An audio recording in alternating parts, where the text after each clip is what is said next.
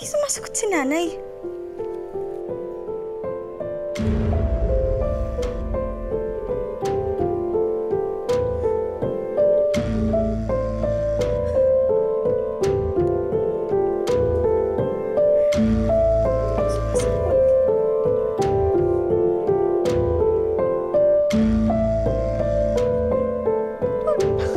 Bakit walang sumasagot sa inyo?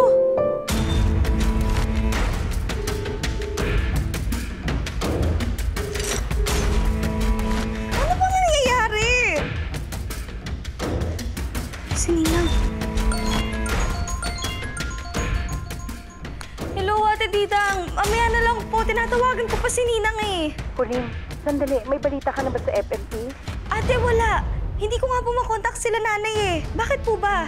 Naharang ako ng fellow kasambahay babes ko dito sa may kanto. Sabi nila, may nangyari daw na gulo sa FMP. Anong gulo?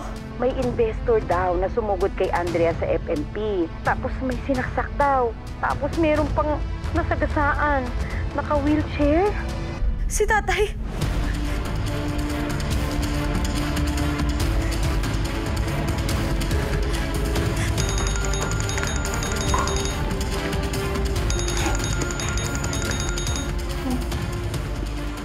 Hello, Colleen. Ninang, totoo po ba? May nangyaring gulo dyan? May nangyari po kay tatay dyan sa FMP? Naku, paano mo nalaman? So, Ninang, totoo nga po. Nasagasaan daw po si tatay dyan? Kalma, Bunso, kalma. Pas, kalma. Colleen? Ninang! Ninang, ano po nangyari dyan?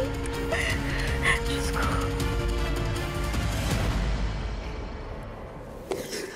Kasalanan ko pa rin po, Nay. Kasi nagmatigas ako. At pinastas ko kayo, Nay. Bastos-bastos ko sa inyo.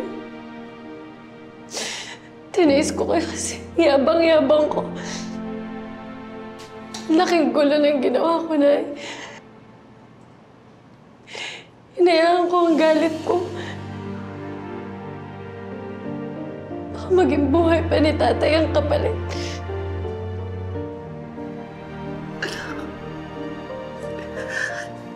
Huwag mo sabihin yan. Huwag mo sabihin yan, anak. Lahat ng nangyayari kay tatay ngayon dahil sa akin. Lahat ito nangyayari sa kanya dahil sa akin. Kasalanan ko. Kasalanan ko lahat na. Ang sama-sama ako.